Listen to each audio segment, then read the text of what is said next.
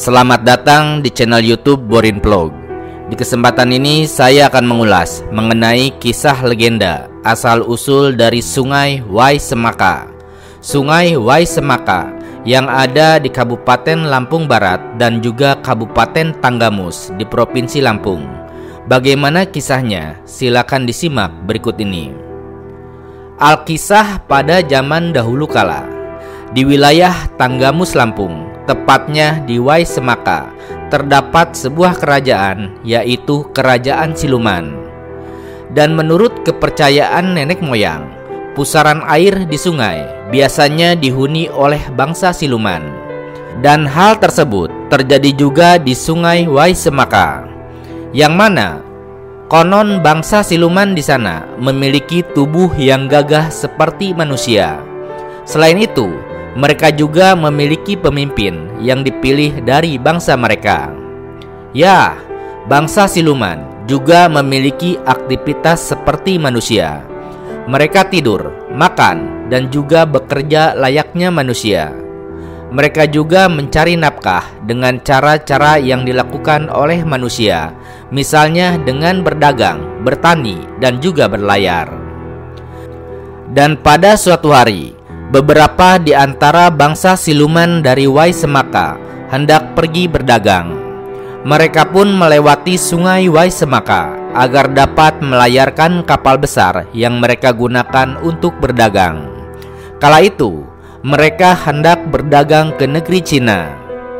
Saat berdagang dan juga bergaul dengan manusia, bangsa siluman akan menampakkan sosoknya seperti manusia biasa. Mereka membawa hasil bumi seperti lada, cengkeh, dan juga kopi. Hasil bumi dagangan mereka sangat disukai. Oleh karena itu, kedatangan mereka selalu ditunggu oleh pelanggannya. Sesampai di negeri Cina, mereka langsung disambut oleh para pelanggan yang sudah lama menanti kedatangan mereka. "Kalian dari mana, saudaraku?" kata salah seorang di antara pelanggan itu. "Kami dari Lampung," jawab salah seorang di antara bangsa siluman. "Di Lampung bagian mana, saudara?" tanya saudagar Cina lagi. "Kami dari Semaka," jawab salah seorang dari bangsa siluman. Setelah itu, bangsa siluman dan saudagar Cina melakukan transaksi seperti biasanya.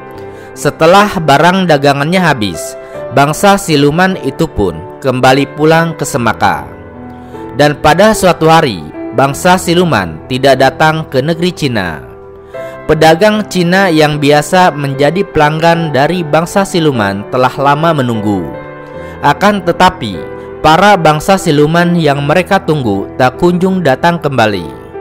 Kapal mereka pun tidak terlihat di pelabuhan. Sementara itu, persediaan barang dagangan para saudagar Cina sudah semakin menipis. Akhirnya, saudagar Cina itu memutuskan untuk datang langsung ke Semaka menemui para pedagang. Sesampainya di Semaka, saudagar Cina tidak bertemu dengan pedagang yang dicarinya. Mereka bertemu dengan seorang laki-laki bernama Tamong Ramli. Pedagang dari Cina menanyakan keberadaan pedagang yang mereka cari kepada Tamong Ramli. Sementara itu, berita kedatangan saudagar dari Cina sampai kepada bangsa siluman.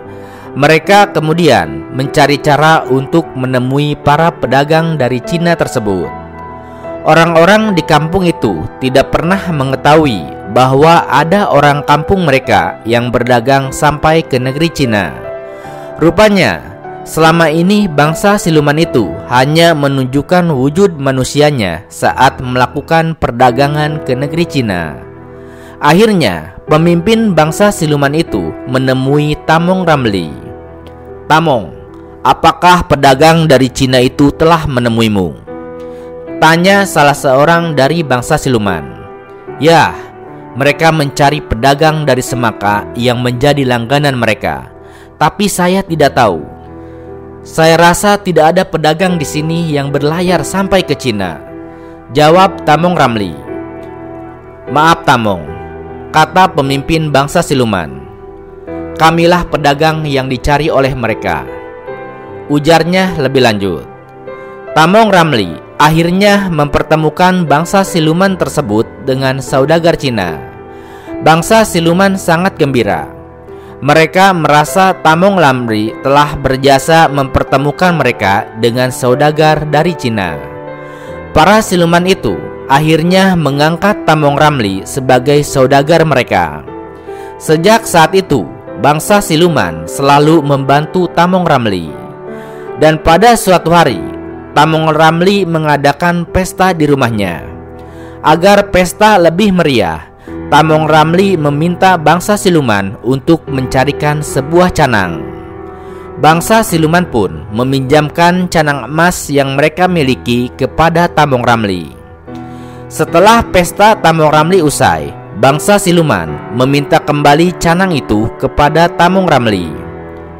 "Selamat Tamong, pestamu meriah sekali. Tamu undanganmu juga datang semua," kata pemimpin bangsa siluman. "Iya, saya senang sekali. Pesta saya ramai dan meriah," jawab Tamong Ramli dengan bangganya. Kemudian bangsa siluman menanyakan keberadaan canang emas yang dipinjam oleh Tamong Ramli. "Maaf Tamong, kedatangan kami ke sini selain untuk bersilaturahmi, kami juga meminta canang yang telah engkau pinjam," kata pemimpin dari bangsa siluman. Namun Tamong Ramli mengatakan bahwa canang itu telah hilang. Bangsa siluman sangat kecewa atas sikap dari Tamong Ramli. Bangsa siluman sebenarnya tahu bahwa canang itu disembunyikan oleh Tamong Ramli di balik jubahnya. Tamong Ramli tidak mau mengembalikan canang emas itu karena dia tahu canang itu sangatlah berharga. Bangsa siluman pun kembali menanyakan lagi tentang canang emas tersebut.